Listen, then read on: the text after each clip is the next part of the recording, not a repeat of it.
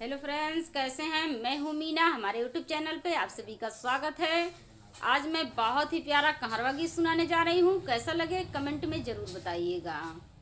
परदेसी बलमुआ अइबे करी, परदेसी बलमुआ अइबे करी, अइबे करी हाय अइबे करी, परदेसी बलमुआ अइबे करी, परदेसी बलमुआ अइबे करी।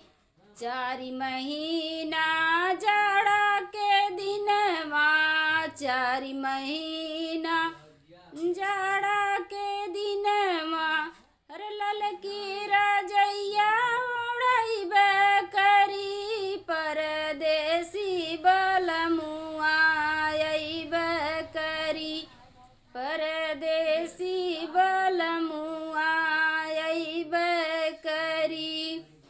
चारि महीना गर्मी के दिनवा, चारि महीना गर्मी के दिनवा, अरे धीरे धीरे बेनिया डोलइबे करी, परदेसी बलमुआ अइबे करी, परदेसी बलमुआ अइबे करी।